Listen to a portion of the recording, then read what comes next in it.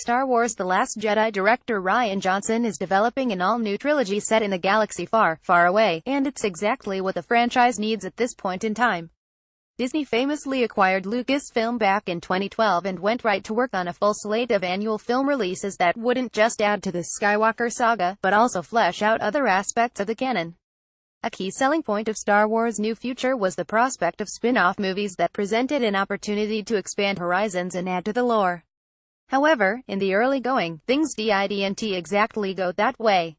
While both Rogue One and Solo introduce new characters and locations to the film series, there's no denying that they were limited with what they could achieve, having to be boxed into a pre-existing continuity and hit certain story beats. They seemingly flew in the face of the creativity and innovation Star Wars was born on, leaning much too heavily on what had come before, rather than pursuing new directions. With the announcement of this new Johnson trilogy, as we're unofficially calling it, the property is finally going to be liberated from the one thing that's been holding it back. Lucasfilm is learning from their mistakes. Star Wars and nostalgia. The Force Awakens and Rogue One collectively brought in more than $3 billion at the worldwide box office, so they obviously struck a chord with audiences. That said, one common criticism of the two is that they were perhaps a bit too nostalgic for their own good. Episode 7 aped direct plot points from A New Hope, a cute droid with top-secret information, planet-killing weapon, and was seen by some as a rehash of that seminal film. Rogue One arguably took things a step further in the fan service department, shoehorning in cameos from the Cantina guys, revealing the truth behind the Death Star's weakness, and telling us why Luke Skywalker was Red 5 during the Battle of Yavin. Even Darth Vader's famous hallway scene received some pushback in certain circles, who saw it as little more than wish fulfillment for those yearning to see the Dark Lord unleashed.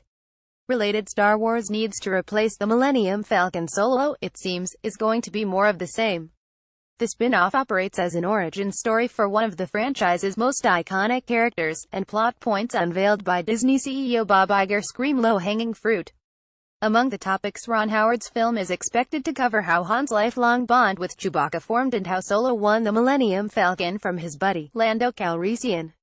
Granted, this could be done in an effective way, but on paper, Solo runs the risk of falling into the same traps as George Lucas' prequels, asking questions that never begged to be answered in the first place. From a cynical point of view, the two entries of the Star Wars storyline read as business-oriented decisions, designed to capitalize on the brand's classic iconography with films that were easy to market to die-hard fans and casual viewers. It made sense for Lucasfilm to play things a little safe, but some were frustrated by their slavish devotion to the ancient religion of the original trilogy. And though Lucasfilm is only a few years into the great Star Wars renaissance, they may have been subject to the infamous franchise fatigue hot takes if they hadn't announced the Johnson trilogy now. Solo is where some viewers might have started to tire of the story group retreading familiar ground. It will be the sixth film out of 10 to feature the Falcon in a meaningful capacity. It will mark Chewbacca's 7th appearance in the live-action movies. Just 2.5 years after Force Awakens gave us the last of the adventures of Han and Chewie, we're going back in time to see the dynamic duo wreak havoc in their younger years. Again, Solo could turn out to be entertaining, but there are only so many times you can go back to the same well before things grow stale. When Disney bought Lucasfilm, it was a long-term play, so everyone involved behind the scenes was going to have to start looking ahead sooner or later. The outlier to this nostalgia craze is The Last Jedi, which was written and directed by Johnson. Of course, the 8th episode in the Skywalker saga will have plenty of familiar elements, but it also represents a real push in a fresh direction. From the beginning, the script has been the recipient of high praise, with Adam Driver stating it creates a new set of rules for the franchise. Mark Hamill was infamously shocked by the depiction of Luke, and the cast has been adamant about the surprises that are in store. Episode 8 was the first Star Wars film to have a smooth production, and Johnson said he would helm another installment in a heartbeat, so Lucasfilm would have been foolish to let him slip through their fingers. Mortgaging their future on his vision reads as a smart decision as they look to avoid the problems they've had lately. Page 2 Lucasfilm learns from their mistakes. Ad-free browsing, over 10,000 videos all in one access. Join for free. Go Premium with Screen Rant. Go Premium.